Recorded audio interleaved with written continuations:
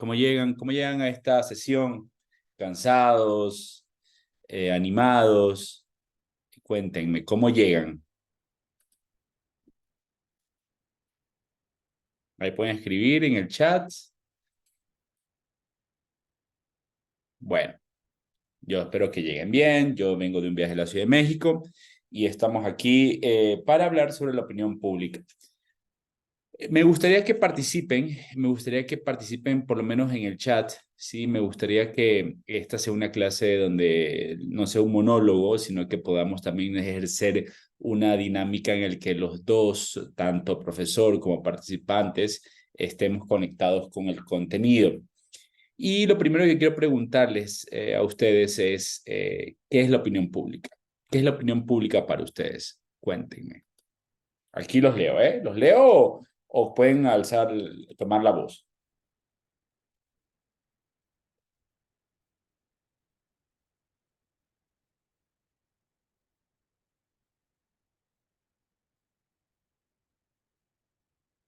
Los leo. ¿Qué es la opinión pública?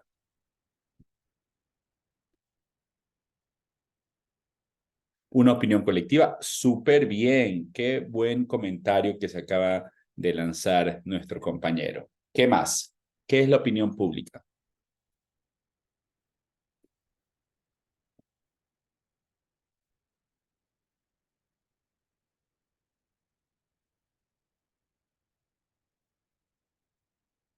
Una opinión colectiva, nos dice alguien. ¿Qué más? ¿Quién se anima? No, es más, escríbame por el chat, no tienen cómo equivocarse porque en el chat ni siquiera los leo, ¿eh? Perdón, ni siquiera veo quién escribe, así que, este, cuéntenme, ¿qué es la opinión pública? Para los que recién se conectan, estoy preguntando qué es la opinión pública. Entonces, me gustaría la participación de todos para un poco tratar de comprender el conocimiento que tenemos, cuál es el concepto de opinión pública. Vamos, vamos, vamos, vamos, no se asusten. ¿Qué es la opinión pública? A ver, ¿quién me dice qué es la opinión pública?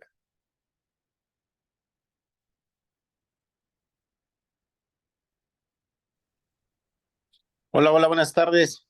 Buenas tardes. Hola, la opinión pública es la voz de la comunidad de un cierto dirigida a un cierto sector o grupo de interés hacia de un respectivo tema, puede ser un tema político, un tema social, un tema económico, se puede dar una opinión pública al respecto de alguien Ok, especializado en el tema, podría ser. ok, es la opinión colectiva sobre, con consenso sobre algunos temas. Muy bien. Vamos a ver, ¿alguien más? ¿Alguien más? Me gusta, muy buena intervención, por cierto, muy bueno, muy bueno. ¿Alguien más? ¿Alguien más que quiera participar? ¿Alguien más? ¿Qué es la opinión pública? Mi opinión es que se refiere a, ¿qué podemos decir? Un conjunto de manifestaciones ciudadanas que son objeto de estudio, es decir, las ciencias políticas pueden estudiar el comportamiento social a través de lo que manifiestan, de lo que expresan, de lo que, eh, pues sí, de las quejas, de las eh, expresiones, pues, en su libre derecho, bueno, la libertad que se tiene para expresarse, eh, es materia de estudio, pues, para las ciencias políticas. No sé si por ahí sea. Sí, claro, lo que tú me estás tratando de decir es que es una suerte de coincidencias extendidas entre la mayoría de personas que llegan a un consenso sobre un determinado tema. Eh, y sí, es cuando nosotros decimos la opinión pública expresa, la opinión pública piensa, la opinión pública se opone a, estamos aludiendo a que un sector mayoritario de la población piensa algo similar sobre un tema específico, ¿no? Hoy no hay, bueno, yo no he visto como tal un consenso sobre temas muy sensibles, como por ejemplo el tema palestino-israelí. Yo veo la opinión pública dividida. Veo un poco la opinión pública, por ejemplo, más cohesionada con el tema de la invasión, de la condena de la invasión rusa, ¿no? Pero, ¿cómo podemos entender nosotros, o cómo podemos saber, o cómo yo puedo saber si es cierto, cómo puedo medir que la opinión pública en el tema Israel-Palestina está dividida, o que la opinión pública rechaza y condena el ataque ruso? ¿Por qué razón? Uno, primero, la percepción. Dos, las encuestas, ¿no? Muchas encuestadoras miden la opinión sobre determinados temas. Por ejemplo, todas las semanas, Consulta Mitofsky mide la opinión pública de temas coyunturales, ¿no? En el país. Entonces uno puede ir sabiendo de forma exacta y precisa qué es lo que piensa un grupo social amplio, ¿no? Aunque se tome una muestra, esa muestra es representativa de toda la sociedad y de todo el país, dicho sea de paso. Entonces, muy bien, muy bien. Me han encantado las tres intervenciones, brillantes todos. Me gustaría seguirlos escuchando. ¿Quién más? ¿Qué es la opinión pública para ustedes?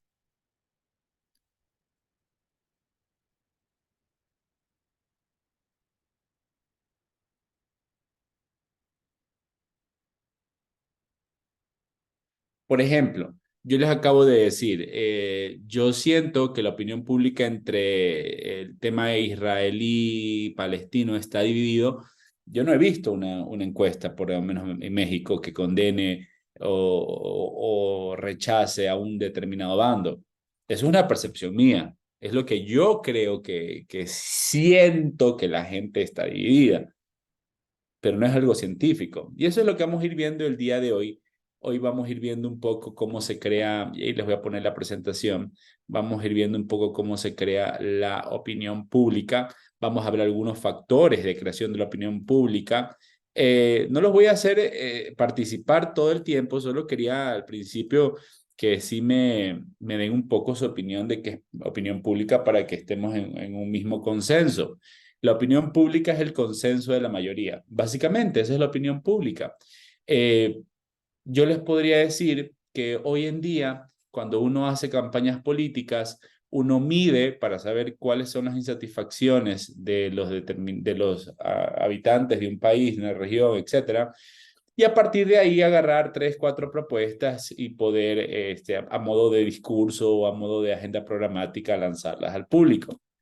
Pero hace 100 años, no había forma de medir la opinión pública. Entonces, y perdónenme que ponga este tipo de ejemplos, yo creo que estos personajes infames no debería ponérselos ni de ejemplos, pero ¿cómo hizo, por ejemplo, Hitler para tomar e imponer una visión?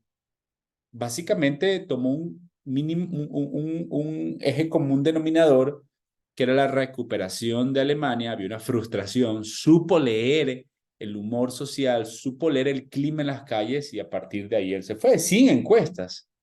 Ahora, hoy, casi 100 años después de eso, imagínense, nosotros tenemos la capacidad de medir de forma exacta lo que la gente piensa y opina. Entonces, quiero dar inicio a esta clase con eso, ¿no? Con el tema de la opinión pública. Voy a ponerles para ahondar un poco en el tema, voy a salir de ya.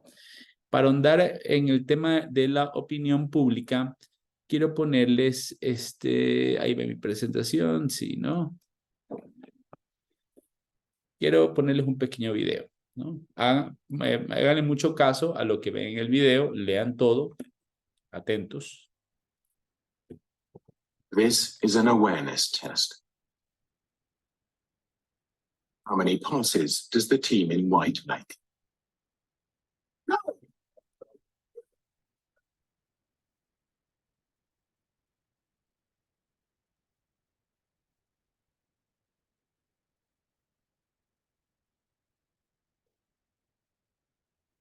The answer is 13. But did you see the moonwalking bear?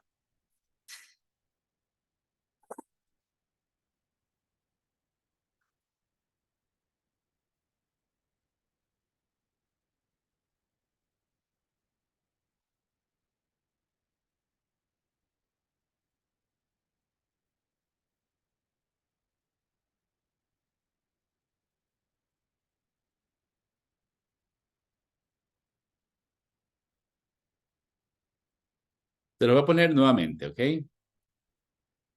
This is an awareness test. How many passes does the team in white make?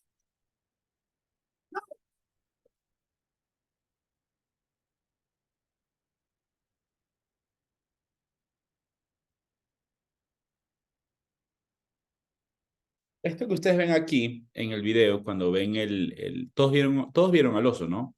Al oso que estaba bailando, o no, al principio seguramente no lo vieron, porque el video les dio ciertas órdenes. Les dijo que vean y que cuenten más bien cuántos pases están haciendo las personas que están aquí. Mientras eso sucedía, un tipo vestido de oso pasó bailando. This is an awareness test. How many passes does the team in white make?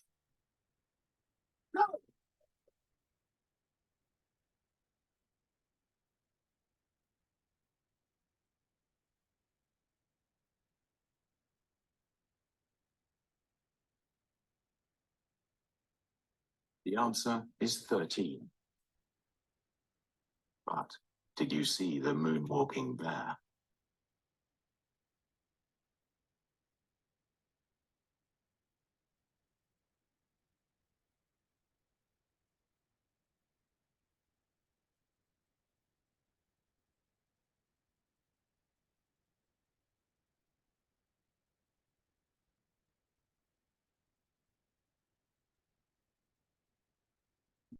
Muy bien.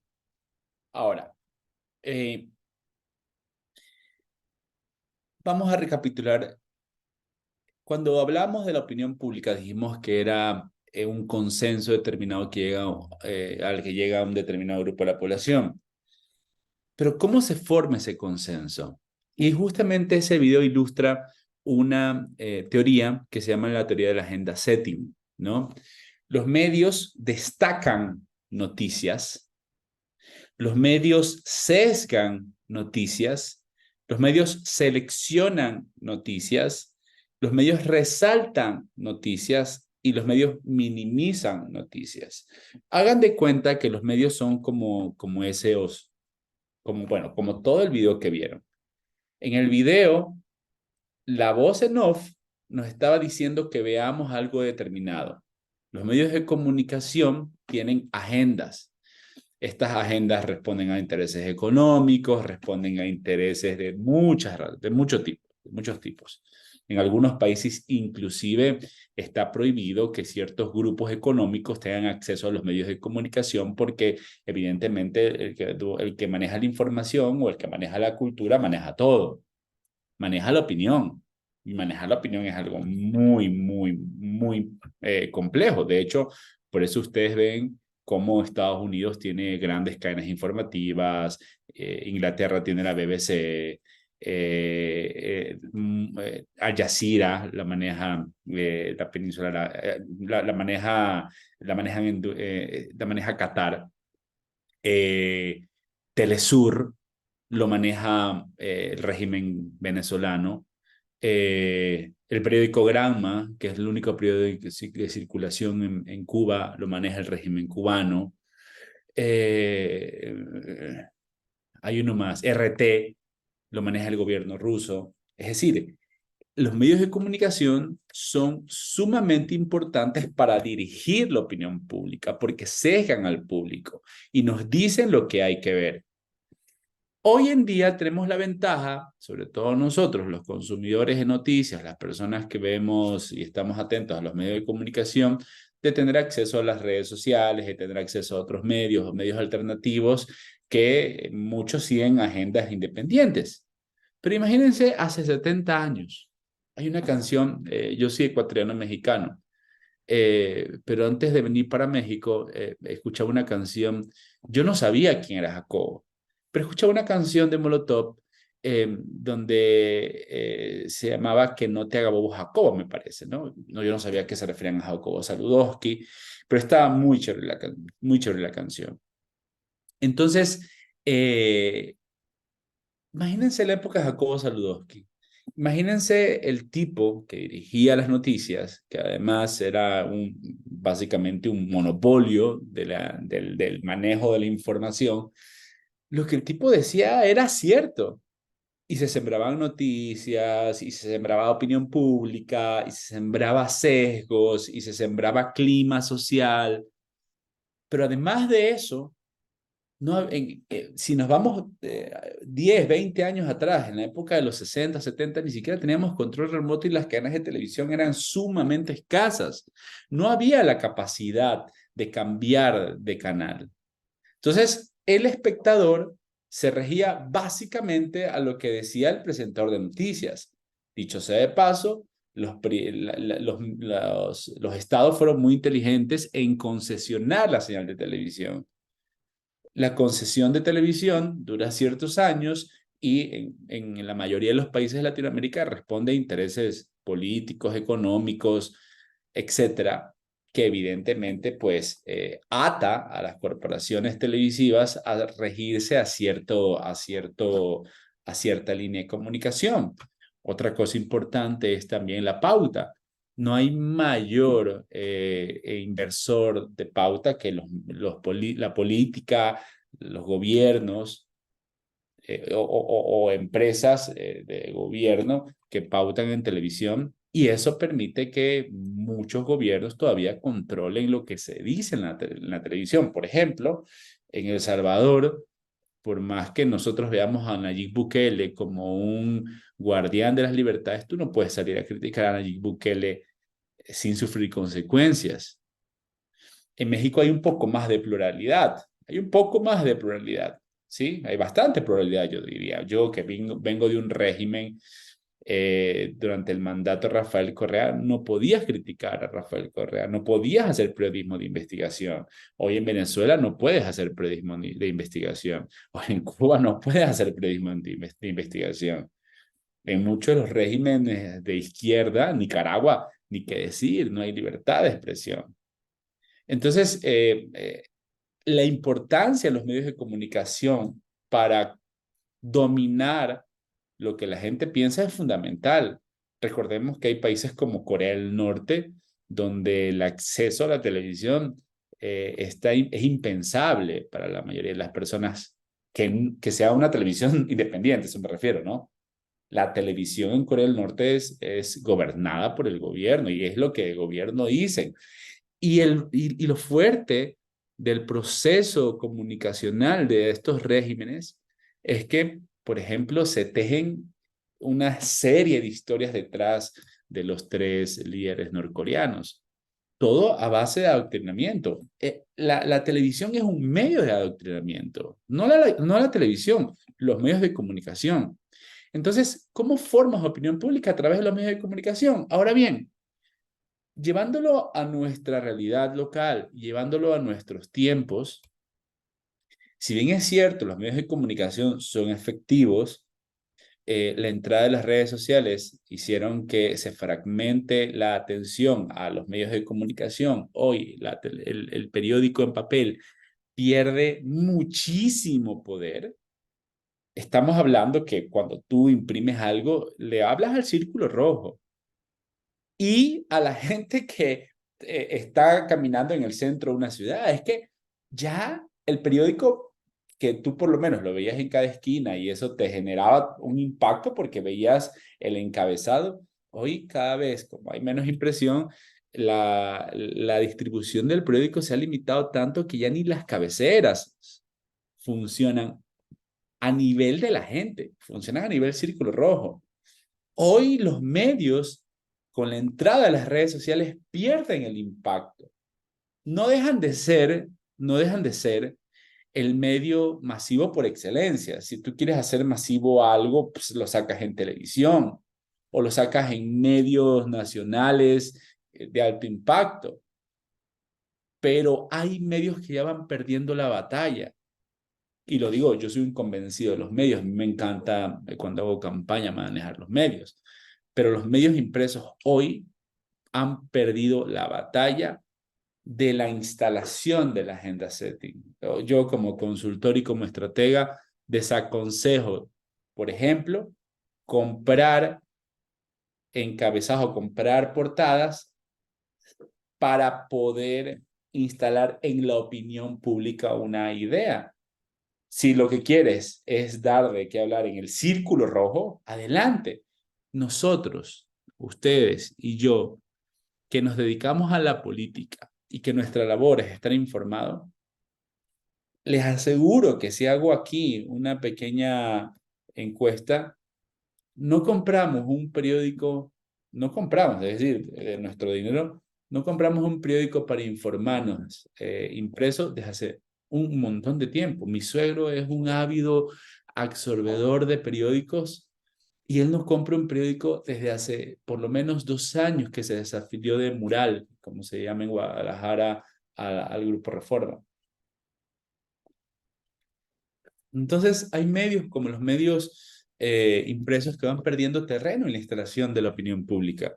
La radio todavía sigue siendo efectiva en medios rurales. La televisión no deja de ser un medio masivo por excelencia.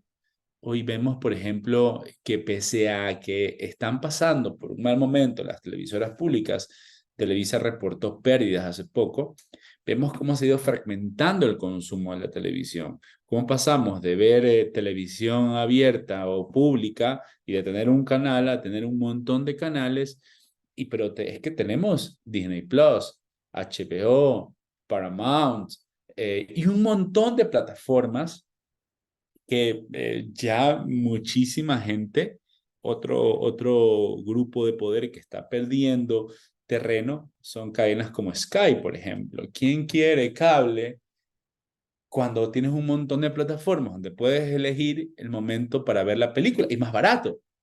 Por ejemplo, Sky vale 500 pesos y Netflix vale, no sé, 200 pesos.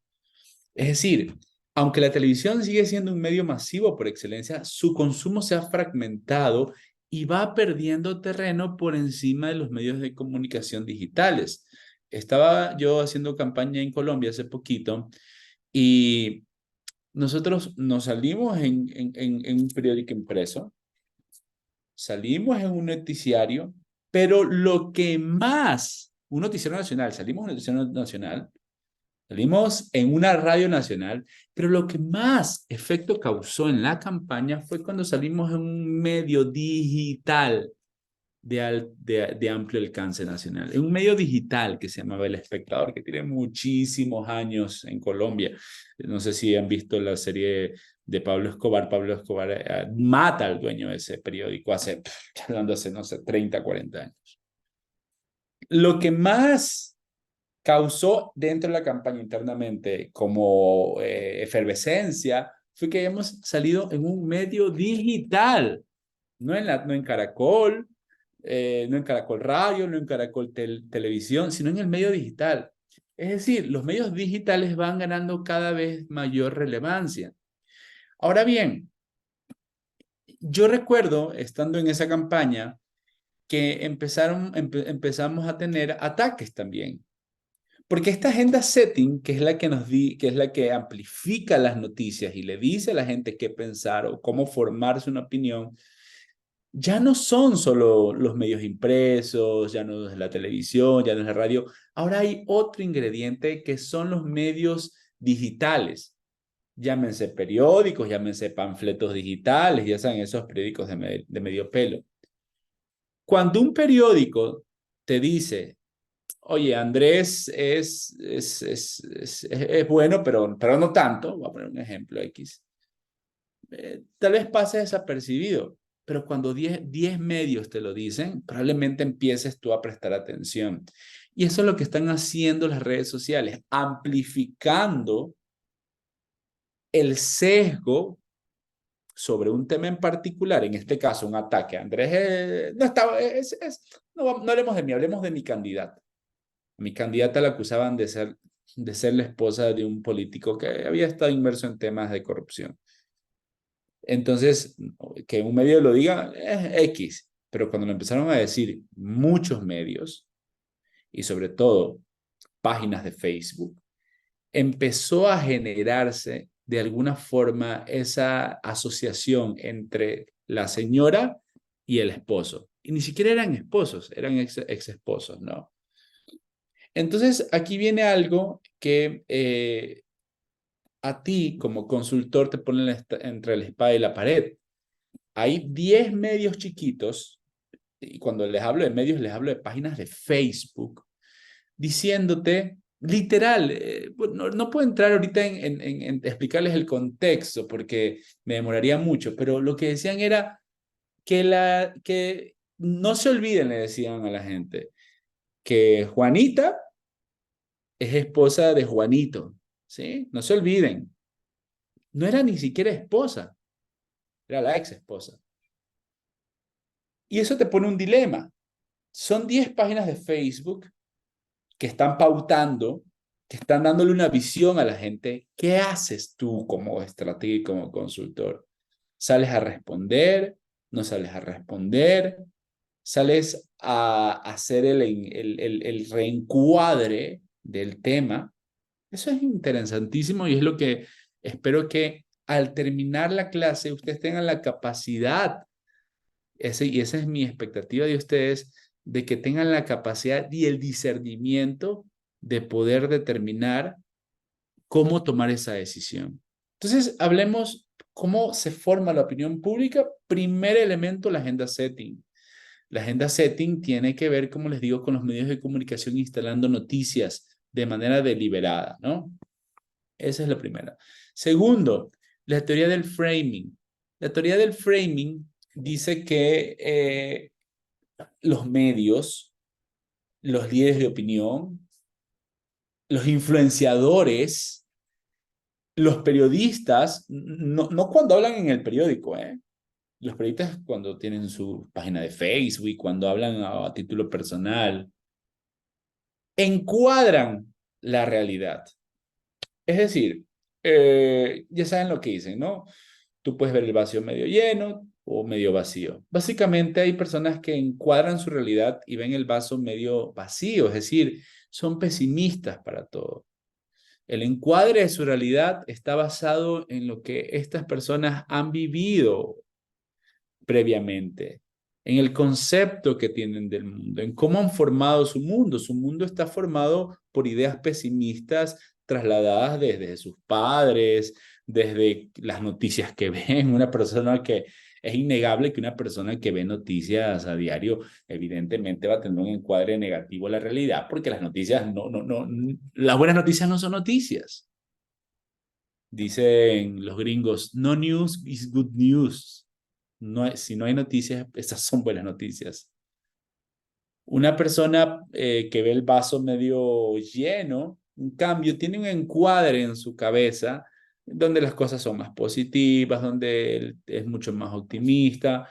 Y esto lo determina algo que Ortega y Gasset decía de manera sentenciosa: yo soy yo en mis circunstancias. Él decía que no hay naturaleza humana, no hay algo tal como naturaleza humana, sino que nosotros los seres humanos, a medida que vamos experimentando, a medida que vamos teniendo interacciones con nuestros padres, con el mundo que nos rodea, vamos componiendo el mundo, nuestro mundo, y vamos tomando visiones y vamos teniendo prejuicios. Los prejuicios no todos son con connotación negativa.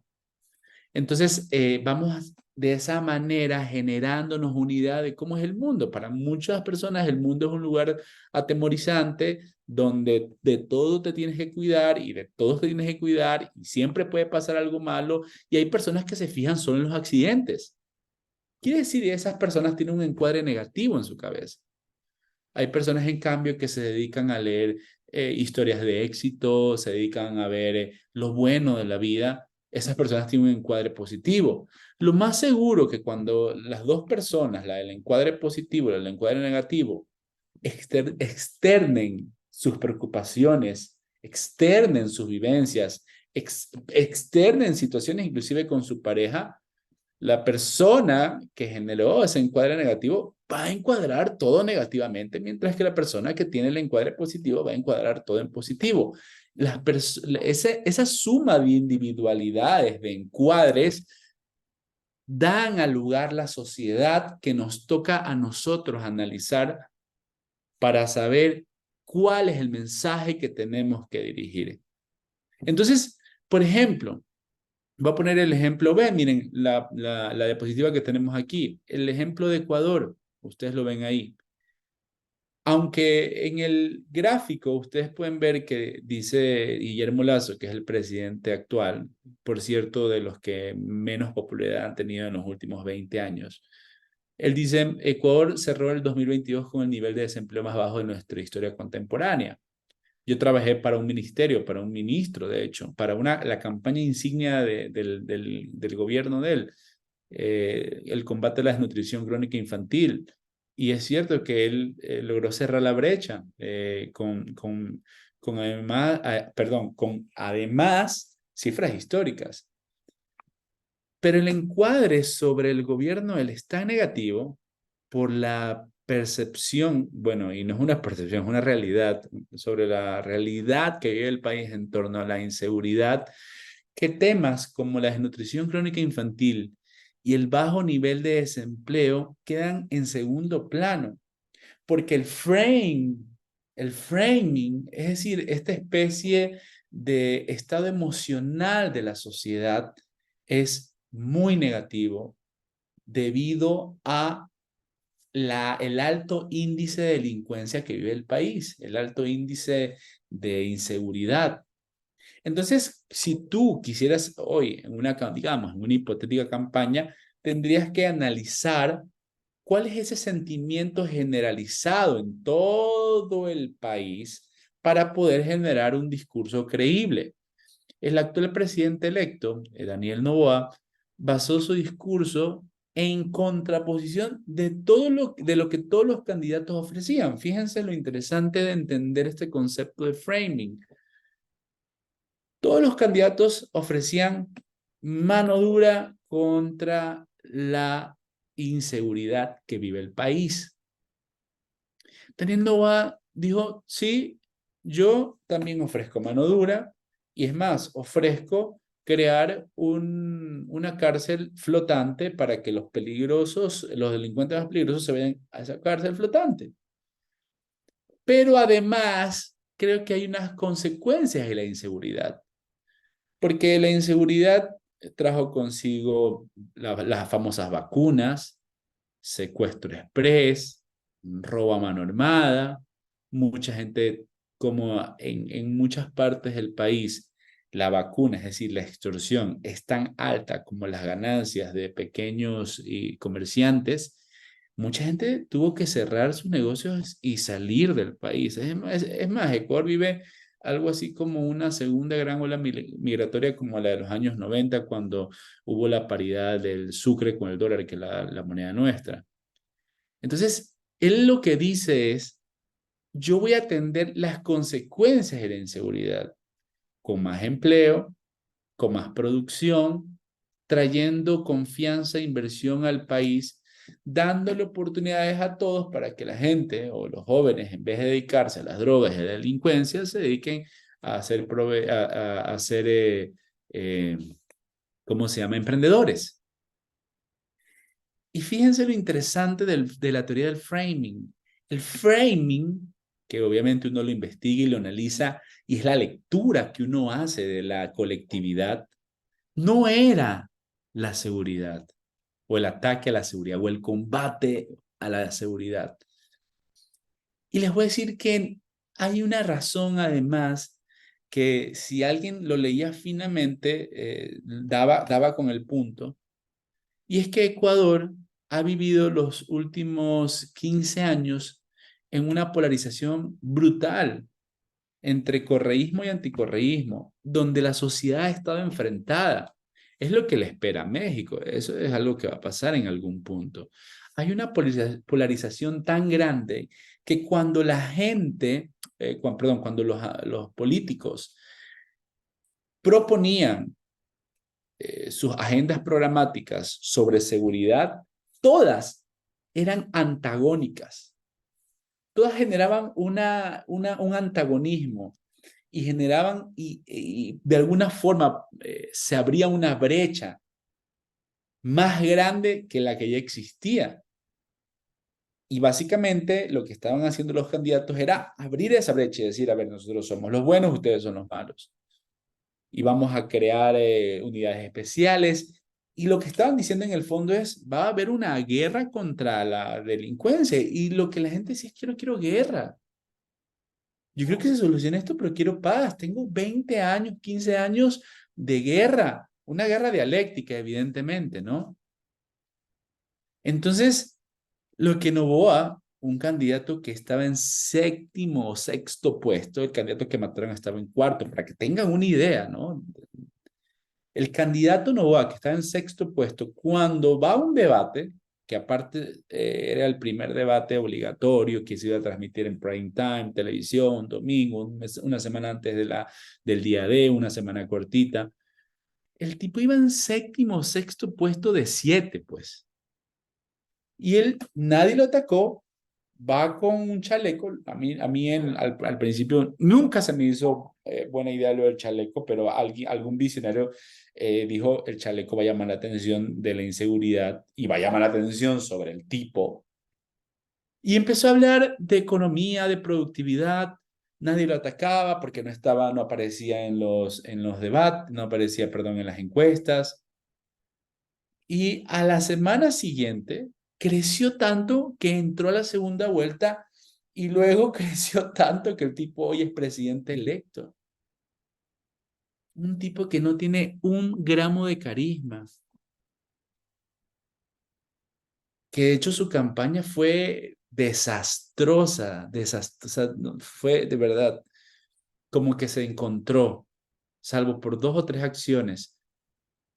Pero imagínense, dar en el framing de forma casual, porque él es familiar, es hijo del hombre más rico del país, él es millonario, era su tema, tenía que hablar del tema. No contrató a consultores famosísimos, ni rimbombantes, ni se gastó millones de dólares en consultores. De hecho, contrató un consultor que a la postre lo votaron porque no daba pie con bola. No contrató al equipazo, no. El tipo dijo, bueno, voy a posicionarme y voy a hablar de lo que sé. Voy a hablar sobre economía, producción. Él tiene 200 empresas, es el hombre más rico del país, él y su familia, ¿no? Sobre lo que sé. Justamente lo que él hablaba era lo que la gente quería. Eso es frame. Les voy a contar algo que me pasó a mí. Yo hice una campaña súper buena. La campaña, y perdón que lo diga yo y que sea autorreferencial. La campaña fue súper buena, creativa, súper conectada con los jóvenes, con las mujeres, buen mensaje, buenos contenidos, buenos espectaculares, simbología. O sea, una campaña, de hecho está nominada. Pero la campaña no ganó porque la narrativa, o más bien, el discurso de la candidata no conectó con el frame de la población. En Colombia, cuando eligieron a Petro, cuando eligen a Petro, Nicolás Petro, cuando eligen a Petro, la gente elige a Petro porque estaba cansada de 3 gobiernos sucesivos en el caso de uribistas. Uribe repitió 2 veces, Santos repitió 2 veces y una vez Duque. En el gobierno de Duque se genera una protesta social, una explosión social que no se había visto en Colombia en décadas, desde la muerte de Galán. Y entonces la gente cansada de esos gobiernos de derecha que no generaban cambios reales para la gente dice, queremos un cambio. Buscan a Petro como parte de ese cambio. Y cuando entra Petro empieza a generarse una bola literal, hago muchas campañas, hay una bola de cosas. Carestía de la vida, la canasta básica se incrementó, carestía de precios, hubo una inflación, hay una inflación brutal, antes ir a Colombia era barato, hoy no es tan barato, una subida del dólar brutal, brutal, lo que hacía que mucha gente que quería viajar no podía viajar porque viajar a Estados Unidos, a otros países era caro porque muchos cambian todo a dólares. Y no solo eso, sino que afecta a la producción también. Muchas cosas se compran en dólares, mucha materia prima. Luego, escándalos de corrupción por todos lados, pero además, cero cambio.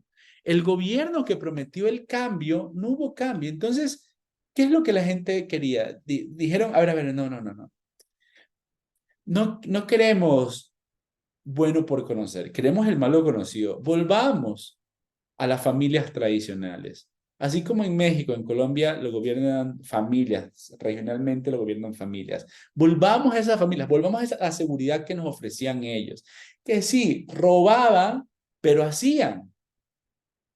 Y en estas elecciones intermedias la gente volvió a los partidos tradicionales.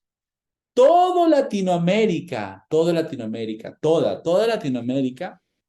está, lo que diría Milei, yéndose en contra de la casta, yéndose en contra de los partidos tradicionales. Colombia no, porque no todas las elecciones son iguales, ni tampoco hay fenómenos regionales, no hay una especie de primavera latinoamericana. No puedes tú parametrizar a las sociedades por lo que ocurre en una serie de países. Cada país tiene tiene una situación particular que tú tienes que observar. Y esa es la teoría del framing o del encuadre. Es ese marco que tiene la población en general y es el marco que tú tienes que descubrir para que le puedas hablar a la sociedad de una determinada manera. Por ejemplo, la Argentina. La Argentina está sumida en una crisis económica brutal, brutal. Y quien está de candidato a presidente es el ministro de Economía. Y quien está de candidato es otro economista muy bullicioso. Evidentemente, el frame de la elección es la economía. Evidentemente, ese es el tema de la elección. Tienen una de las, bueno, no voy a entrar en detalles, pero tienen una situación económica muy delicada en Argentina. Una inflación brutal, el dólar por las nubes, etc. Aunque el frame es la economía, hay que saber leer entre líneas qué es lo que la gente sobre el tema, así como en Ecuador el tema era la seguridad, pero en entre líneas lo que la gente quería que traten las consecuencias económicas que trae la inseguridad. En Argentina también hay una especie de frame sobre la economía que está sumamente interesante porque la gente decidió por ese ministro de Economía, por Massa, que es el ministro de Economía actual, el que ha hecho que el dólar suba un montón, el que ha hecho que las tasas de interés en el país suban un montón, el que ha hecho que en el país es imposible hoy que un banco te preste, el que ha hecho que en ese país la inflación sea una de las más altas del mundo, acumulada creo que llevan el 100% de inflación. Ese mismo ministro de Economía hoy está en segunda vuelta. Entonces, ahí es cuando tú analizas qué tipo de frame hay para que la sociedad hoy elija al ministro de Economía que los llevó a la mierda, a la debacle. Ese es el trabajo de nosotros, los consultores. ¿Qué es lo que hizo? ¿Qué es lo que hizo? ¿Qué es lo que hizo Massa, el ministro de Economía, que hoy está en segunda vuelta? Hizo algo súper interesante. Como la gente de hoy no quiere tampoco, miren cómo se leen las sociedades, y eso nos toca a nosotros cuando leemos regiones, ciudades, para saber cómo integras el discurso. Hizo algo súper interesante.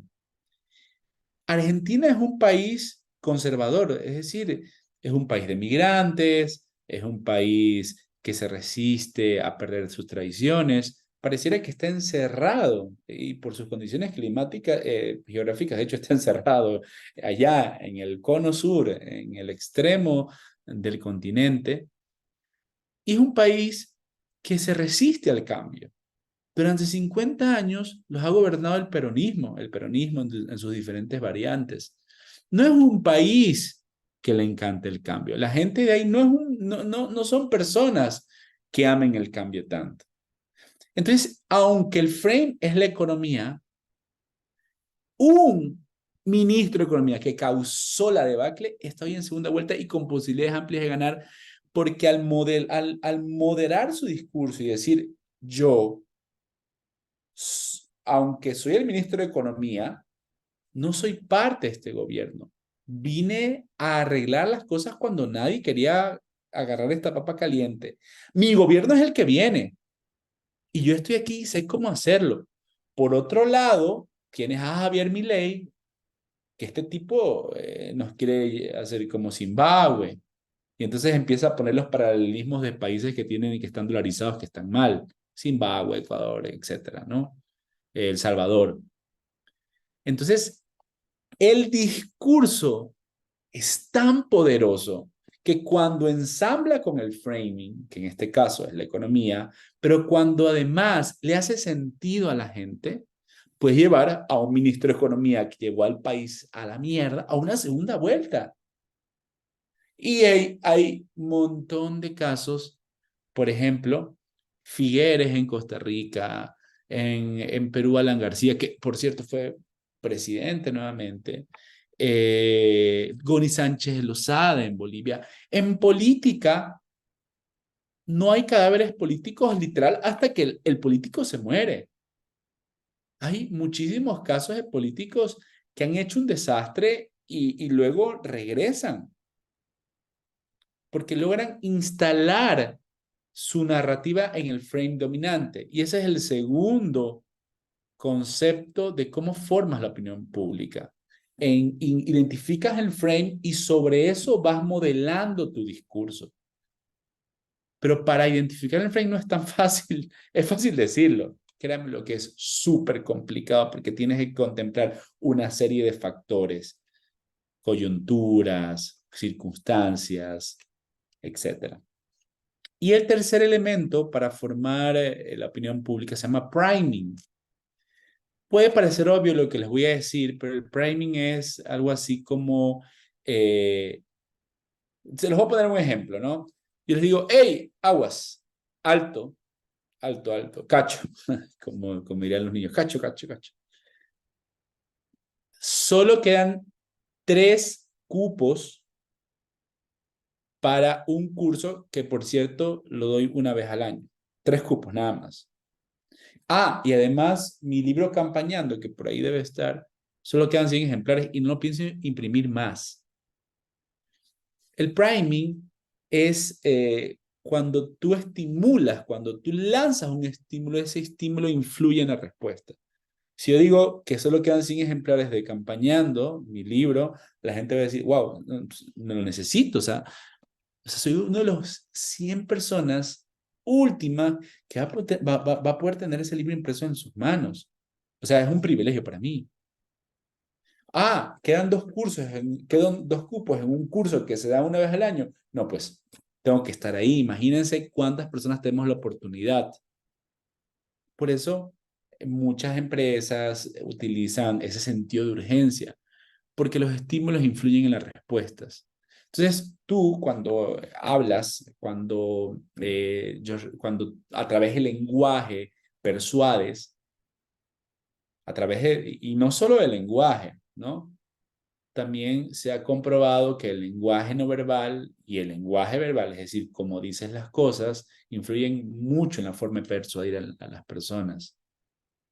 Pero a través del lenguaje, tú persuades a tus electores y también vas formando opinión pública a través de las cosas que le dices a la gente.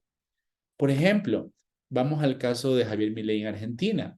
El tipo le dijo a la gente que estaba él harto de la vieja política, que se sentía traicionado y no se sentía representado. Pero además lo dijo con odio y con desdén hacia los políticos. Pero además ese odio lo trasladó con palabras fuertes y con imágenes fuertes, como cuando empezó a tirar todos los ministerios con los que iba a prescindir en caso de ser presidente. Entonces, todas esas acciones, esas acciones visuales, la forma en que habla acerca de los políticos, todos esos estímulos están diseñados para que la gente tenga una respuesta sobre eso. Por ejemplo, cuando ustedes escuchan al presidente hablar sobre temas, por ejemplo, cuando habló en este concierto que hizo, no recuerdo si fue cuando, sí, creo que fue con el primer evento masivo como presidente electo, habló de las benditas redes sociales, por ejemplo. ¿Se acuerdan? Entonces, eso es una gran perla. La gente, los políticos, bueno, más bien los políticos, ¿cómo influyó lo que él dijo en los políticos? Dijeron, bueno, pues si este cabrón, las redes sociales le ayudaron, pues nosotros vamos a meternos también al tema de las redes. Y fue así como el tema de las redes sociales a partir de esa elección creció muchísimo. Antes de la elección del 2018, las redes sociales eran marginales. Contratabas a un sobrinity manager y ese era el que te hacía las redes.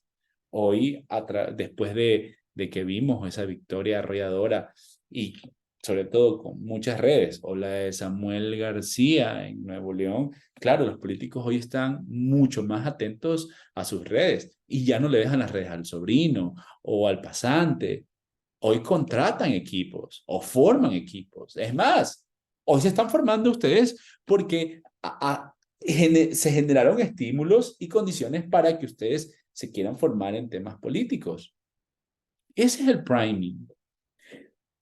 Parece obvio, pero si se dan cuenta, no es tan obvio como parece. Benditas redes sociales, la victoria de Samuel García, Mariana Rodríguez, la victoria de Donald Trump en Estados Unidos contra el improbable.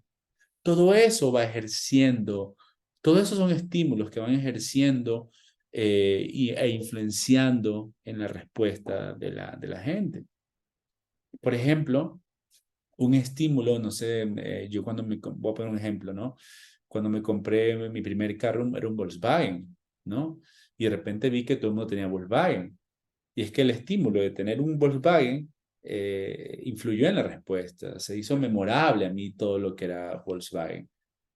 Entonces, ese es el famoso priming, ¿no?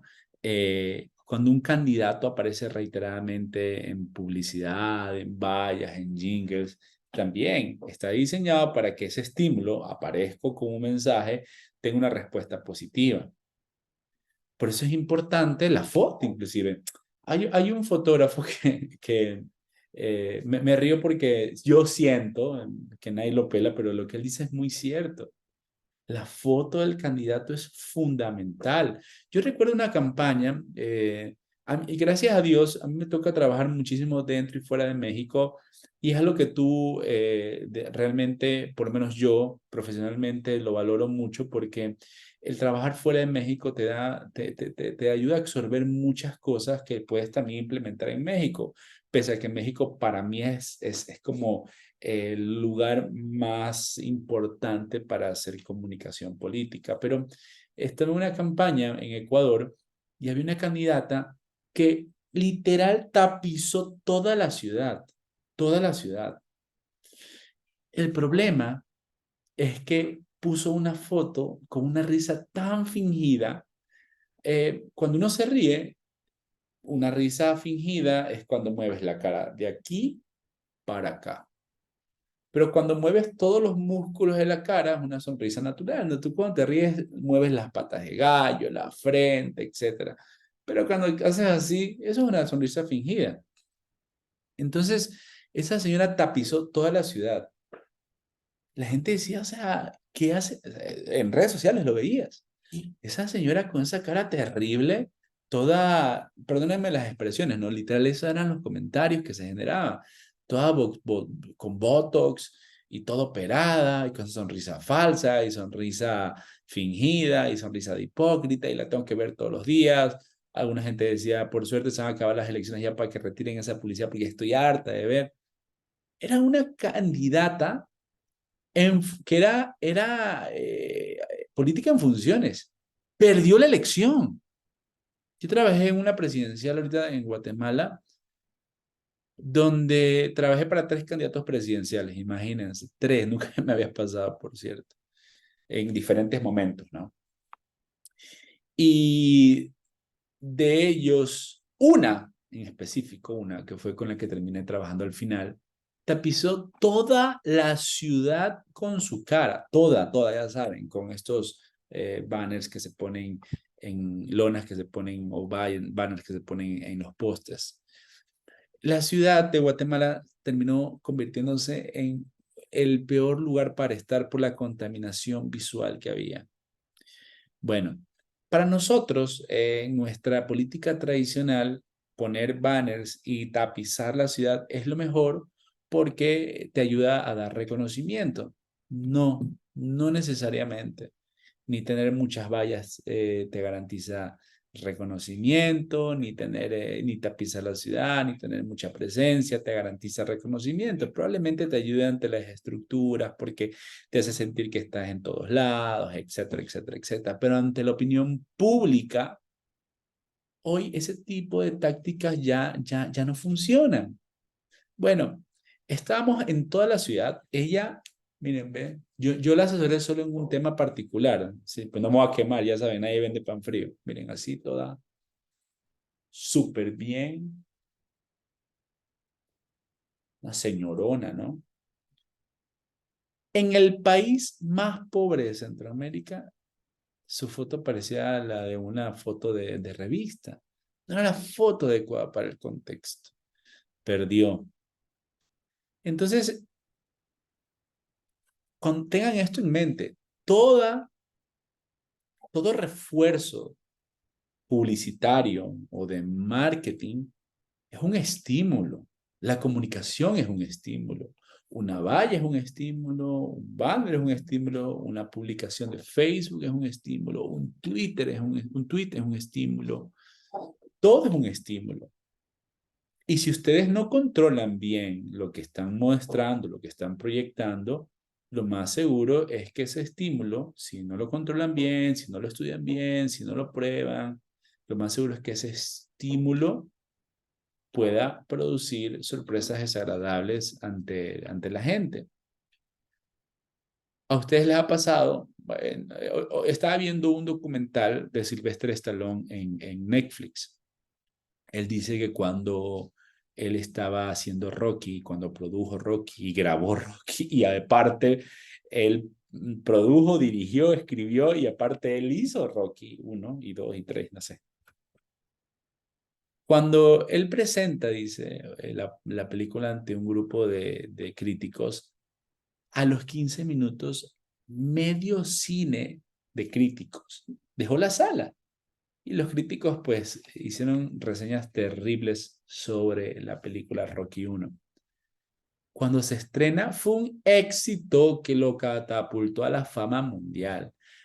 Puede ser que a los críticos no les gustó, pero a la gente le encantó Rocky. Más o menos así funciona la política. La gente o la opinión pública, si tú no la estudias bien, podría parecerte arbitraria. Una foto que a ti te fascina, a lo mejor a la gente no le gusta. O un mensaje que a ti te parece el super mensaje, a lo mejor a la opinión pública no le fascina. Por eso es importante que las campañas tengan un responsable de la estrategia y un responsable de tomar decisiones de tipo estratégico. Lo peor es que el candidato microgestione. Todas las escuelas de negocios del mundo dicen que la microgestión es lo peor para la productividad de una organización. La microgestión es cuando tu candidato te pones a ver cómo salió el copy, cómo salió la valla, cómo salió la foto, cómo sales en los medios, cómo sales en la foto. El candidato tiene que recorrer, caminar, dar entrevistas, estrechar manos, tener contacto directo con la gente, pero tiene que dejarse guiar por la estrategia, porque muchas veces esa unión de ideas del candidato, de la esposa o el esposo del candidato, del mejor amigo del candidato, de alguna persona, lo que van haciendo es que como el no tener el suficiente contexto y conocimiento y la lectura que tiene el consultor, son como esos críticos de Rocky que piensan pues que su idea es increíble, en este caso Rocky no, pero a la gente no le va a gustar. Por eso es importante que todas las campañas, sobre todo las campañas medianas o grandes, tengan ese gran general táctico y estratégico que determine qué es lo que se va a proyectar ante la gente. No puedes estar cambiando de mensaje, no puedes estar cambiando de posicionamiento, no puedes estar cambiando de narrativa, porque la opinión, la forma de instalar tu discurso ante la opinión pública, ya vimos que hay tres elementos, que es el agenda setting, la teoría del framing, el encuadre, cómo dices las cosas y cómo esas cosas que dices empatan con el sentimiento de la gente, el priming, que son los estímulos que le mandas a las personas. Ok, todos esos elementos comunicacionales los vas proyectando a través de la imagen, pero importante a través del lenguaje. El lenguaje, el discurso político es fundamental para conectar con los electores. Puede ser, en mi caso, tuve una campaña hermosa, pero el encuadre, el discurso, no era el que la gente quería escuchar. La narrativa, el storytelling son fundamentales. Cuando ustedes hacen un video, y si ese video está desconectado de la imagen, es decir, se hagan de cuenta que es un video, ¿no?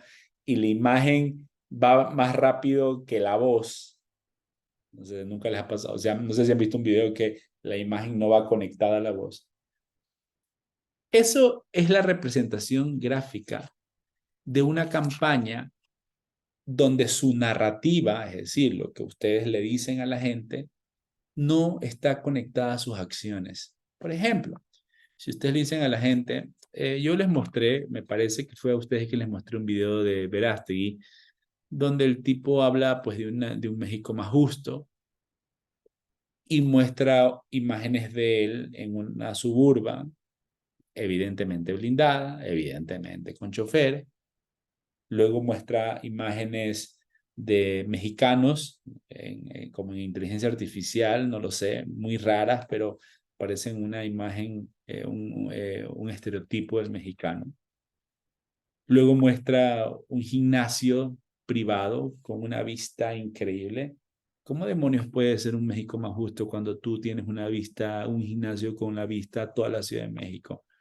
No lo sé, pero en todo caso, aunque alguien tenga aquí la respuesta de eso, el trabajo, etcétera, yo soy un empresario también, pero de todas formas no es algo que tú lo muestras, ¿no? Si hablas de justicia, no vas a mostrar tu gimnasio privado, lo escondes. Las campañas son como eso. Si tú no integras bien tu discurso a lo que proyectas, es como una voz que no va macheada a la imagen, ¿no? Cuando ves un video que no va, no sé si se acuerdan en la época de los DVDs, que eran películas que, o sea, la imagen iba por un lado y la voz iba por otro. En una campaña, todo debe ir en la misma sintonía.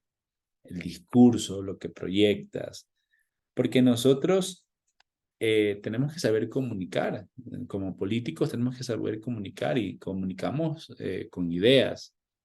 Porque la opinión pública, pese a que se forma a través de estos tres elementos y los medios de comunicación tienen ahí una gran tarea, también son los líderes de opinión, ustedes, como partes de ese ecosistema para generar la opinión pública.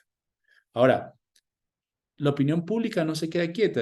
Me están invitando a una presidencial en Panamá hace 2 o 3 días Y me dijeron, bueno, tenemos encuestas y grupos de enfoque de, creo que eran de junio, de julio, no lo sé bien, no recuerdo bien.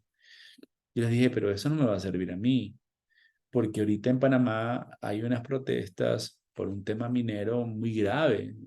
La gente está saliendo a protestar porque se dieron unas concesiones mineras que han afectado a una parte de la población y eso ha servido de excusa para que cierta parte de la sociedad panameña exprese su desconfianza, descontento sobre el gobierno y por temas, y empiezan a juntarse temas, ¿no? La medicina en Panamá es extremadamente cara. La comida en Panamá es carísima, pero la medicina es una cosa increíble de locos. Y pasa como en Chile, ¿no? En Chile las protestas emergieron por unos 10 centavos que se subió bueno, una ínfima cantidad que se le subió al bus y de repente la gente empezó a protestar y empezaron a ponerse de grupo, empezaron a sumarse grupos que protestaban por la salud, otros por otras cosas. Eso está pasando en Panamá. Tú me quieres presentar a mí un focus group de hace 5 meses cuando hoy la percepción sobre la sociedad, sobre lo que está pasando en tu país es completamente diferente. Y ya lo decía un sociólogo, Bauman, que la modernidad sólida, la Edad Media duró, no sé, creo que tuvo varias etapas, la Edad Media duró 1000 años, algo así. Perdón la inexactitud, pero duró muchísimo tiempo, duró como 1000 años y tuvo muchas etapas. Recuerden que han habido cuatro etapas en la historia, ¿no? Entonces, Bauman dice, esa modernidad sólida de la Edad Media que duró 1000 años ya no va más. Ahora hay algo ahora la modernidad es líquida, es decir, cambia constantemente. Por eso los sociólogos, los antropólogos estudian ya no a la sociedad, ya no a las edades. Hoy estamos en la edad posmoderna, sino a las generaciones. Porque cada generación tiene códigos, tiene nuevos elementos que traen que es necesario estudiarlas. Las sociedades van cambiando rápidamente. Ya no, si ustedes me dicen, oye Andrés, que necesito una campaña, pues no tengo, yo lo que te puedo ofrecer es un grupo de enfoque de Mayo. Yo prefiero hacer mi propia investigación a utilizar un grupo de enfoque Mayo porque no, una mala lectura de la sociedad a la que nosotros vamos a manipular, y sin ser cínico se los digo, esa mala lectura nos puede costar la campaña. Y dejen ustedes la campaña y la elección y todo eso. El dinero que se invierte, una mala lectura del consultor, que es el que les va a decir cuál es la estrategia y cuál debería ser el discurso y cuál debería ser la narrativa, cuál va a ser el relato que vamos a contar. Una mala lectura por un grupo de enfoque de hace 6 meses les puede costar un dineral a ustedes. La política o el hacer campañas no se trata de hacer una entrevista en profundidad y leer 3, 4 periódicos. Se trata de entender a la sociedad en todo su contexto y tratar de capturar el clima y la subjetividad que reina en la gente y las preguntas que reinan en la calle. ¿Qué es lo que la gente se está preguntando? Entonces, vivimos en una modernidad líquida, todo cambia muy rápido. Y nosotros, los que nos dedicamos a esto, tenemos que tener la capacidad para ser lo suficientemente dinámicos y poder leer todo lo que ocurre en una sociedad, en un país. Las cosas cambian a menudo. En el 2018, la campaña era, el mensaje era corrupción. Hoy no va a ser corrupción. No podría decirles cuál va a ser. Quisiera tener grupos de enfoque, no me aventuraría a decir algo y que luego ustedes se queden con esa idea y luego alguien vaya a hacer una campaña con base a lo que dije aquí, a lo que me aventuré a decir acá. Pero no va a ser corrupción seguramente. Entonces, es importante que nosotros comprendamos que estamos generando, ya para terminar, vamos terminando, la sociedad a la que intentamos manipular está en crisis. La sociedad no. La atención de la sociedad. Y les voy a decir algunos datos. 3 minutos es el tiempo promedio en que una persona se mantiene en una misma tarea. 3 minutos. 65 segundos es lo que un estudiante, el tiempo que pasa en lo que un estudiante cambia de tarea. Hoy caminamos 10% más rápido que hace 20 años. 90 segundos es el promedio de atención de las personas 90 segundos es el promedio de atención de las personas hoy en día. 11 millones de datos es la información que recibimos cada segundo, imagínense. 14 puntos es lo que ha disminuido el coeficiente intelectual desde 1889. Según una investigación de una universidad norteamericana, somos menos inteligentes que hace 30 años. 4 horas al día es el tiempo que utilizamos nuestro teléfono. 17 periódicos de 85 páginas es el equivalente del consumo de información de las personas que están conectadas a Internet. 3 minutos es el promedio que se distrae cada persona. Es decir, ustedes en esta charla de 2 horas se han distraído cada 3 minutos en el celular, no sé, en la mente es, decía una santa que la mente es el mono de la casa. Dice Google que al día tenemos 11.000 millones de interrupciones. ¿Esto qué produce? Infoxicación, distracción, ruido, sesgos, atrofia, crisis de atención, sobrecarga, estridencia, estímulo, sobreestimulación. Si ustedes piensan que para nosotros, para la gente, atender a un video de 1 minuto, no, eso no va a pasar. La gente no tiene 1 minuto para ver un video de ustedes. Si ustedes piensan que entregar un periódico, ya saben cómo lo hace la política tradicional, entregar un periódico, ¿la gente lo va a leer? No, la gente no lo va a leer. La atención está en crisis, hay una infoxicación. Tenemos que comunicar de forma muy sencilla, muy fácil, acortando los tiempos de consumo de información. Yo tengo una técnica que se llama campañas de color, que lo que hacen es resaltar el mensaje de tal manera que conecte con las personas a través de diferentes elementos y técnicas. De eso voy a hablar en la cumbre de Cancún. Si van, me ven, por favor. Nuestro cerebro está condicionado, diseñado para atender y prestar atención a las cosas que nos gustan.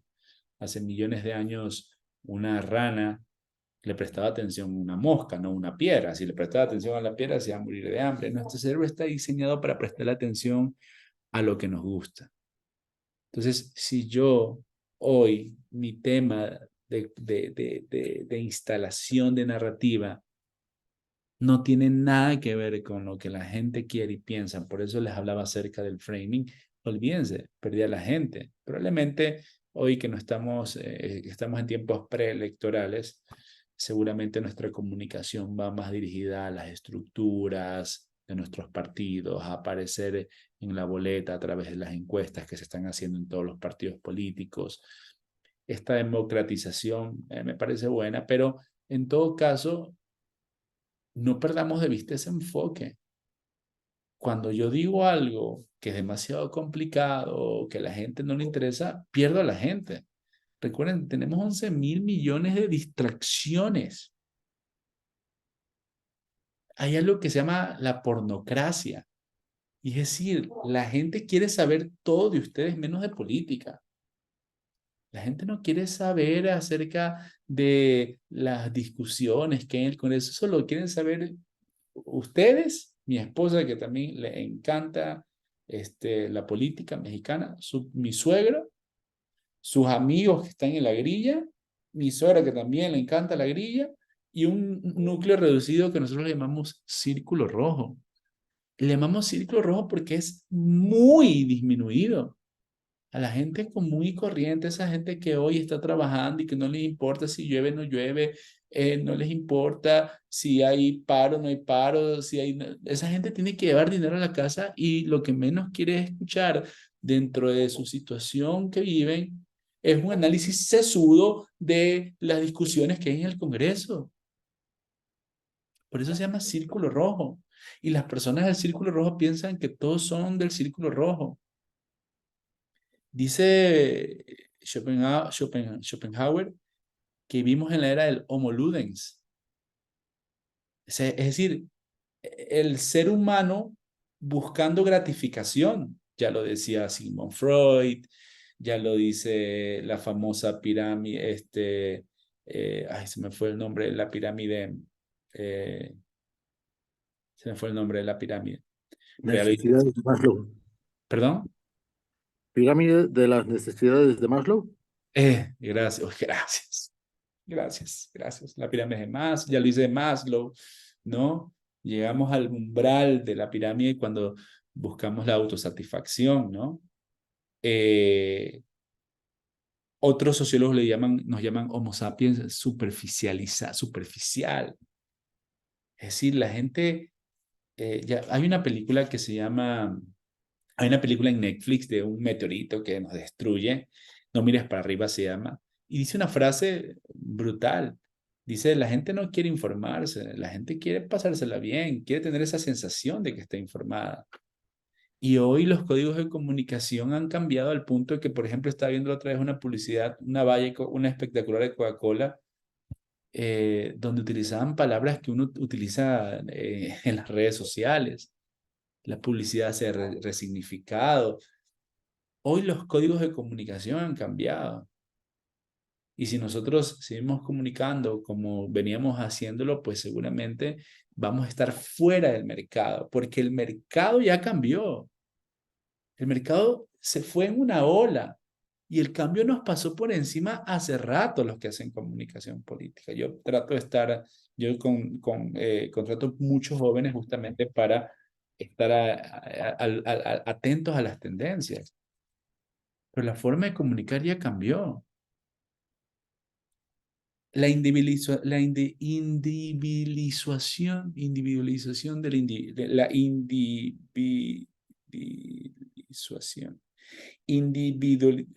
Individualidad, voy a decirlo así, está difícil. El individualismo, más bien. Y esto bueno, los que tienen hijos, yo estoy esperando un hijo, pero los que tienen hijos seguramente no me van a dejar mentir. Y es que por lo menos yo de chiquillo, me la pasaba en la calle. Hoy los hijos pasan jugando Call of Duty o pasan viendo, pasan en la tablet. Ya no salen porque es más peligroso, no salen porque, por muchísimas razones. Pero inclusive la formación de nosotros adolescentes. Yo tengo 40 años y mi adolescencia fue en la calle. A los adolescentes que yo veo de todo nivel social, esto no es de estratos. Es más adentro que afuera, claro. Hay lugares donde es más común que estén afuera que adentro por situaciones sociales muy determinadas. Pero hay en cualquier estrato y en muchas sociedades, nos hemos individualizado demasiado.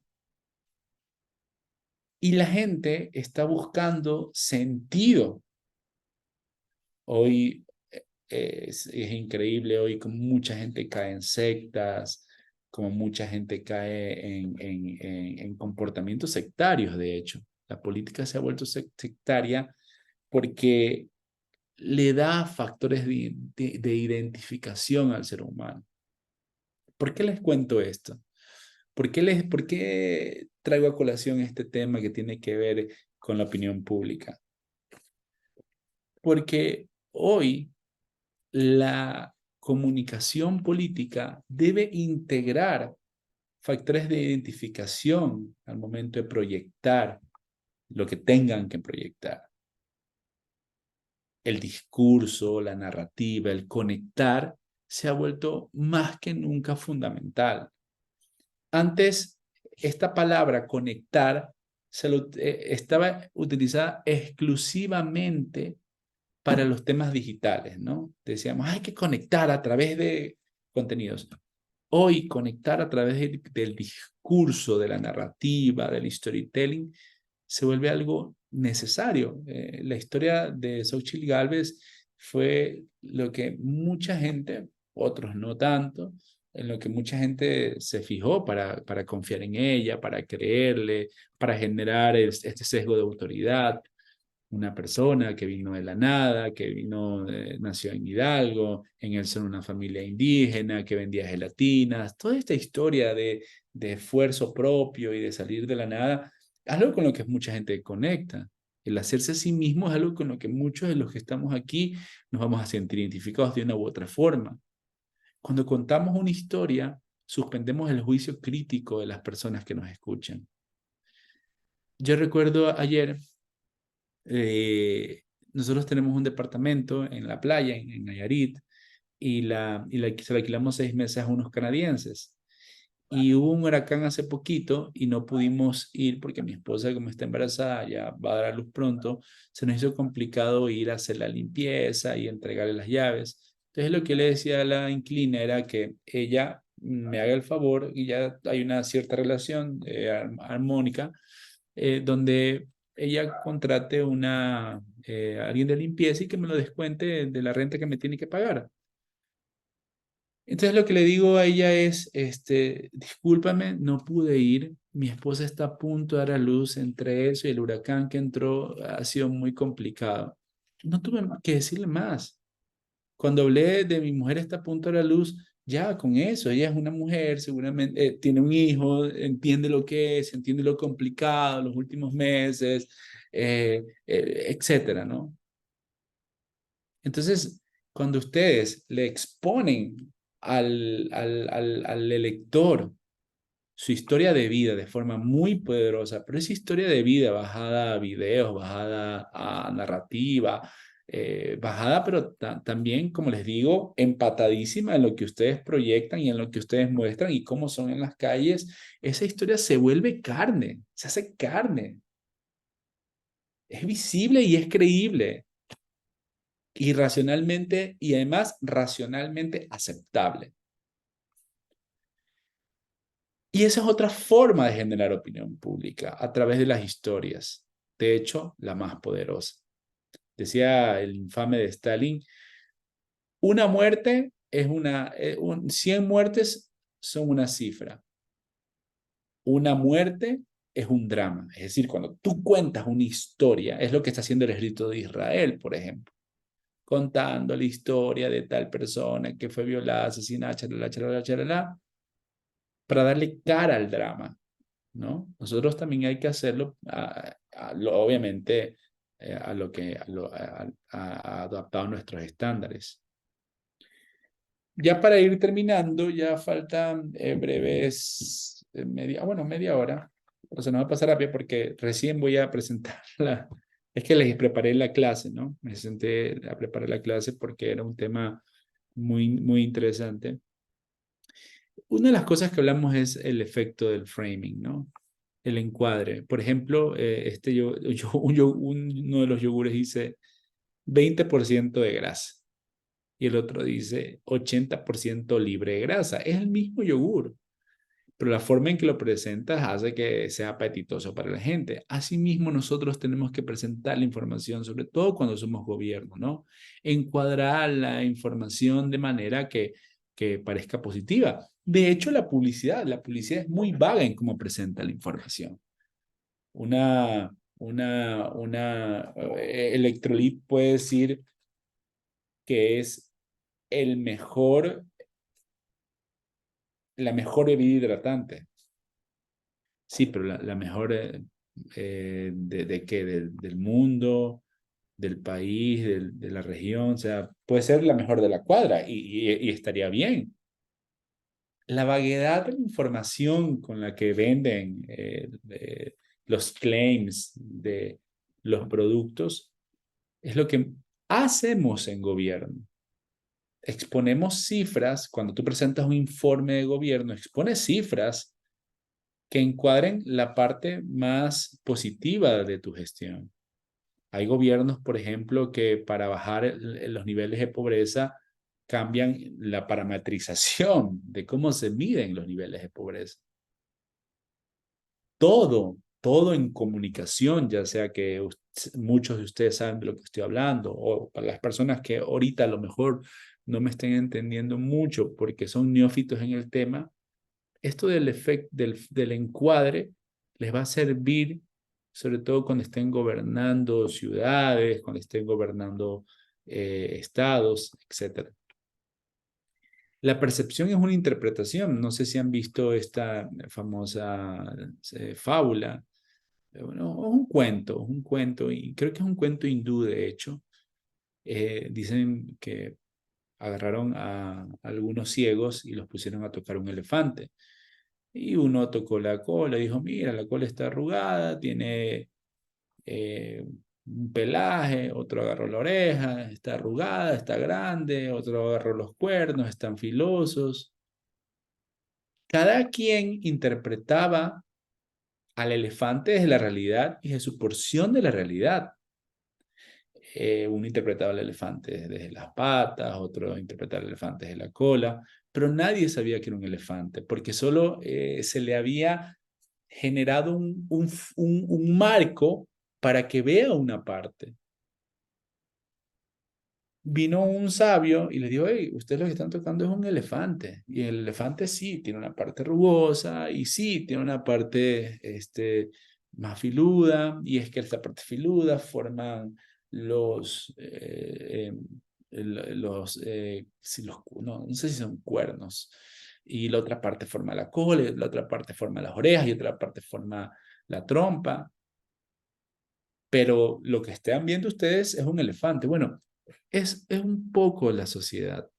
La sociedad tiene acceso a una porción de la información, a ese marco que los medios de comunicación, los gobiernos, los políticos, los líderes de opinión nos presentan. En una campaña, nosotros también le ofrecemos a la gente un marco. Es decir, cuando yo en una campaña, cuando yo estoy haciendo una campaña, no le hablo a la gente de 100 cosas, le presento a la gente 3, 4 cosas, o 3 cosas que quiero destacar. Yo no puedo abrir el mensaje demasiado porque la gente no lo va a entender. El mensaje debe ser simple y claro. Y además debe ser limitado porque la atención, como les decía, está en crisis. Para yo poder, y esto lo anoté hoy justamente tomando en cuenta que venía esta clase, pero ya no hay algo así como manipulación de masas. Ahora se manipula a las masas en porciones. Es decir, yo no puedo ir con un mensaje demasiado general.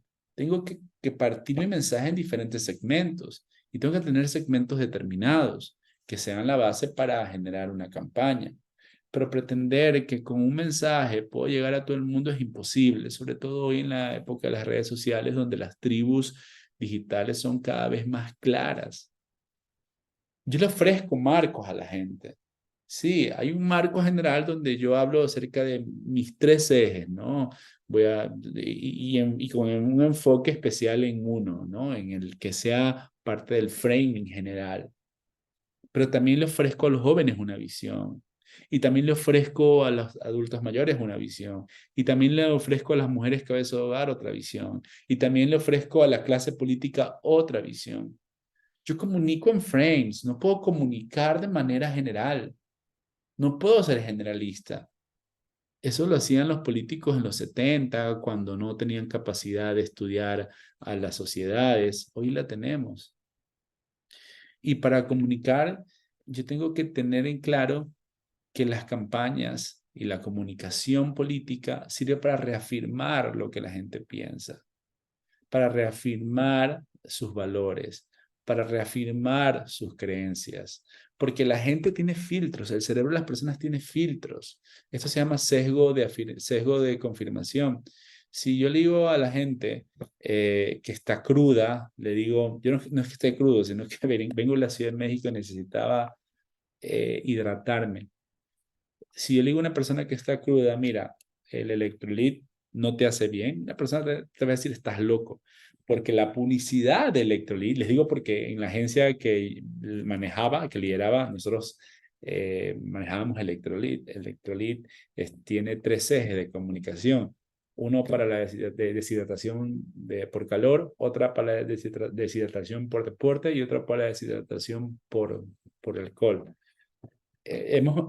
Bueno, ya no trabajo en la agencia hace muchísimos años, pero eh, instauramos tanto el mensaje que si le dices un crudo y esto no te va a curar, te va a decir, estás loco, dame, necesito electrolit. Es sesgo de confirmación. Ya él tiene un prejuicio, el electrolit funciona para la cruda. ¿Sí? Si tú le dices a una persona que está cruda, no sé, cómete una hamburguesa, es decir, imposible. O sea, es que no coincide con la información que ha recibido él. La información que ha recibido él, que la cruda te ayuda el electrolit, bueno, en Guadalajara las tortas ahogadas, etcétera. Pero no comer arroz, por ejemplo, no. Eso es de confirmación, está muy cabrón, porque nos permite a nosotros, a ustedes, a todos los que hacemos comunicación política, encontrar ese discurso que empate y que reafirme los valores y las creencias de las personas. Porque la gente ve lo que quiere ver.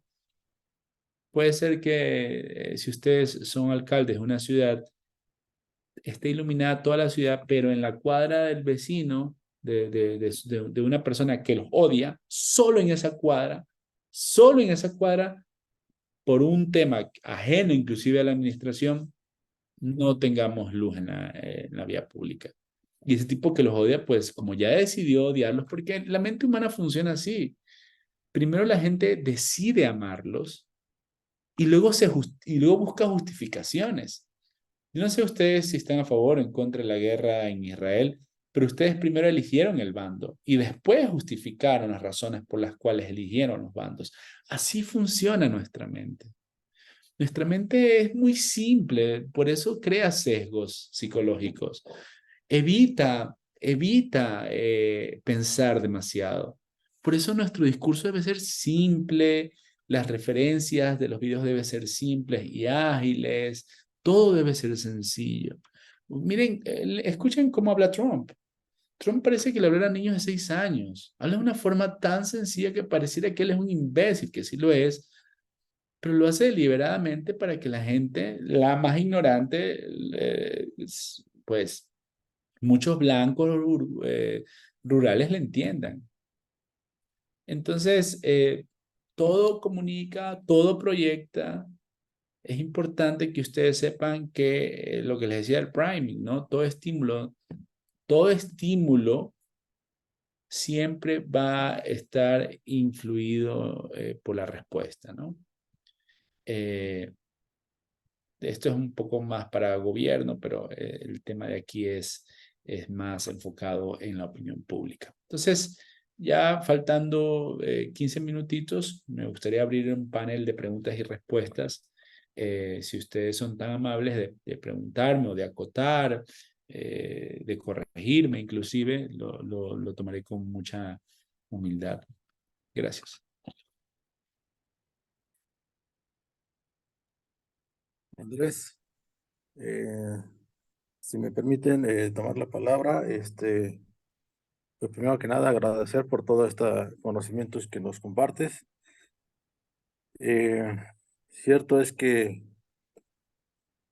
como asesores, como consultores en esta materia de la política, eh, por lo mucho que nos has platicado, estamos obligados a conocer lo que ocurre en otras latitudes en este ramo, porque al final, pues es retroalimentación, es conocimiento que si bien, como tú dices, cada campaña es distinta, de todas formas se aportan ideas para definir estrategias. Importante lo que nos platicas de la opinión pública, conocer lo que motiva, pues pues no sé, sentir, eh, de una sociedad para poder definir estrategias. Aquí en México, me imagino que tú has escuchado mucho esa frase, se dice que el buen político es aquel que no espera las coyunturas, sino que las crea. Entonces, en ese sentido, si tú tienes un buen conocimiento de, de lo que es la opinión pública, podrás estar con esa ventaja de crear coyunturas favorables pues, para lograr el objetivo. Y bueno, espero haber entendido con mis palabras lo que nos compartes, Andrés. Y la pregunta es como para quedarme ya más aterrizado. Cuando usas mucho la palabra del framing y el encuadre, ¿te estás refiriendo a acotar, digamos, el escenario? Es decir, darle una dimensión comprensible para el ciudadano, no ir tan amplio, este, no sé, a veces por conveniencia, no tocar ciertos temas, pero te refieres a acotar, eh, es como cuando estableces un formato de debate. Vamos a hablar de este tema y de este tema, nada más. O sea, ¿a eso te refieres con el framing? No te escucho. Ah, perdóname, te voy a poner un ejemplo en vivo y en directo para que lo veas ahorita, ¿no? Y para que quede clarísimo qué es el encuadre. Solo la voy a proyectar en la pantalla. Aquí está. Bueno, voy a proyectar en la pantalla. ¿Y dónde está? Creo que está aquí. Ok, ya todos en mi pantalla. Bueno, y listo. Bueno, guerra Palestina-Israelí. Este es un ejemplo de encuadre. Esta es la cuenta de las FDI, que son las Fuerzas de Defensa Israelí. Entonces, todo lo que ustedes van a leer aquí es anti-Hamas. Y son historias, bueno, un poquito como ellos comunican, son historias de soldados, de la gente, de cómo está siendo pisoteado el pueblo israelí, ¿no? Entonces aquí las FDI hace 3 horas nos informan esto. Las FDI están facilitando la llegada de ayuda humanitaria de civiles a Gaza a través de no sé qué. Entonces la portavoz comparte más detalles, se muestran los camiones que van llegando a Gaza. Las FDI dicen vamos eliminando terroristas, túneles subterráneos, infraestructura terrorista de Hamas. Las FDI es como la Sedena, ¿ya? Entonces, esta es la cuenta de Israel. Entonces, ellos transmiten aquí todo lo que beneficia su narrativa. Este es un encuadre. Este es otro encuadre. Palestina hoy, que en cambio ellos lo que muestran es el drama que se vive en la franja de Gaza. Entonces vemos por ahí un niño víctima, ni lo quiero ver, un niño víctima de las balas, aquí como los israelíes irrumpen en las ciudades, como ellos miren cómo les dicen, fuerzas de ocupación israelíes, ¿sí? Cómo las fuerzas de ocupación israelí irrumpen en las ciudades de la Cisjordania ocupada. El lenguaje es diferente, ¿no? Aquí les llaman fuerzas de ocupación israelí. Aquí Israel dice cómo se refieren ellos de los otros terroristas. Los palestinos, fuerzas de ocupación. No se autorrefieren como terroristas ellos, ¿no? Entonces, esto es el encuadre. Aquí vemos 2 encuadres. El pro-palestino, ¿sí? Por ejemplo, el TikToker No Big Deal preguntó a personas ¿a quién apoyaban? ¿Israel o Palestina? Seguramente aquí va a ganar Palestina. Aquí van a ganar Palestina. Ahí va ganando Israel, pero aquí va a ganar Palestina. Y aquí en la cuenta de Israel promueven su discurso. Esto es encuadre.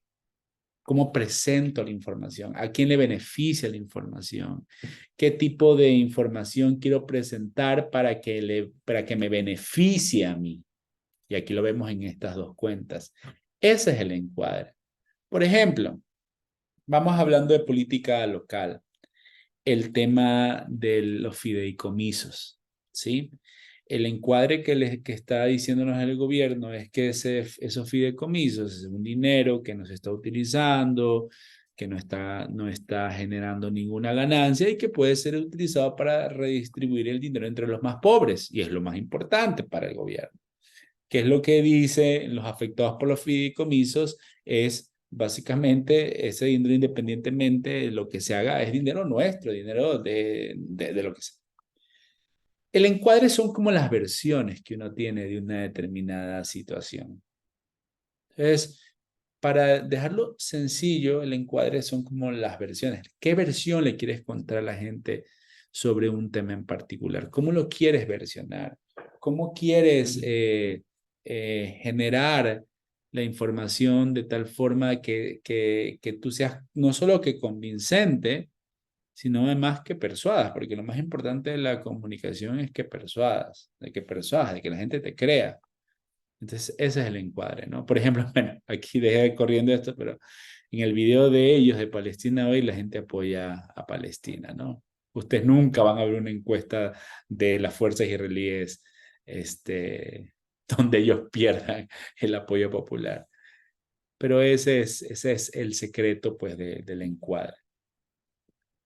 Versionar, decir, miren, a ver, para una madre que tuvo un embarazo horrible, que no durmió, que le salió costoso, que fue un tema de alto riesgo, te va a decir el embarazo, es bonito, hermoso, pero ay, qué horrible que es. Pero por una madre que tuvo ayuda, que fue hermoso, te va a decir, uy, el embarazo es lo mejor. Eso es un encuadre. La gente encuadra la información desde sus vivencias. Es una versión de lo que ella vivió. Pero nosotros en política tenemos que encuadrar todo a nuestra conveniencia. Tenemos que encuadrar todo. Y también reencuadrar. Les cuento un ejemplo de algo que me pasó a mí en una campaña. Hace poquito, de hecho. Salí en un medio, algo como, como lo que le pasó a Xochitl, salió en un medio y decía, a Juanita le están dejando sola. Y sí, nosotros buscamos estar solos porque no queríamos estar rodeados de políticos. Los políticos en ese país cuestan un montón. Tener un aval de un político, un aval, la foto, te cuesta como $10,000, etcétera. Entonces lo que nosotros dijimos, no teníamos plata para comprar todos los políticos, entonces dijimos, a ver, sí, la neta, sí estamos solos, lo reencuadramos. Pero ¿qué es estar solo? Nos preguntamos.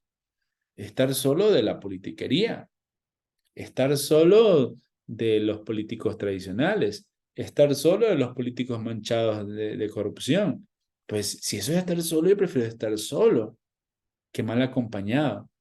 Entonces, los medios también te pueden encuadrar. A Xochitl se lo hicieron. Xochitl está sola y Xochitl sale y dice, a ver, yo no estoy sola, aquí tengo a la gente, y sale la gente detrás. Hay que tener claro, sobre todo cuando uno trabaja tal vez en una ciudad pequeña, donde los medios no sean tan relevantes, no importa, pero ya cuando trabajan en una gubernatura, ya en todo el estado, donde los medios son más relevantes, sí tiene que tener uno conciencia del tema de los encuadres, que te pueden encuadrar, te pueden encasillar. Lo que tienes que buscar es la resignificación o el reencuadramiento, el reencuadre, el darle la vuelta, el darle el giro, el darle comunicacionalmente esa vuelta de tuerca. Es darle ese sesgo positivo a todo aquello de lo que hablan de ti. Por eso les decía, ojalá lleguemos a este punto ya de la noche donde ustedes pudieran tomar ya una decisión como la que me pasó a mí en esta campaña. Me decían, Juanita es la esposa de Juanito. Era lo único que decían. Básicamente Juanito había tenido conversaciones con paramilitares. Y eso pues generó una serie de situaciones legales que impulsaron que él se vaya al país, pero él se quedó con el paramilitar. él era político, obviamente. Entonces, el relacionarla con el esposo era tan fuerte porque tiene una tan mala imagen. Es como que hoy te relacionen con, aquí en México, con el líder de la luz del mundo, por ejemplo. A un político, pues nadie va a querer verse relacionado con él. Entonces, claro, la relación era tan directa porque era la ex esposa de que nosotros nunca lo reencuadramos y no lo reencuadramos y aunque salimos a decir que no éramos el esposo, sino la ex esposa, porque ella tampoco quería afectar son 5 hijos que tienen en común. Ella no quería salir a decir, bueno, es que este tipo, yo sé que es un desastre, pero la familia no se escoge. No podíamos salir a hacer eso. No podíamos tampoco, en aras de ganar a como de lugar, salir a afectar al padre de los 5 hijos de esta señora. Entonces, esa era un poco la clase. Nosotros teníamos el criterio para saber cómo decidir ante cada situación que nos vienen en campañas, ¿no? El cómo se van generando contextos y coyunturas que nos arrinconan muchas veces a tomar decisiones y el resultado de esa decisión puede valer una elección. Espero haber cumplido sus expectativas y nada, yo me despido de ustedes con un fuerte abrazo y aquí hasta la próxima. Me parece que el otro día miércoles tenemos clases, no lo sé, ya nos dirán. Y nada, gracias, gracias y gracias. Abrazos para todos. Gracias, igual.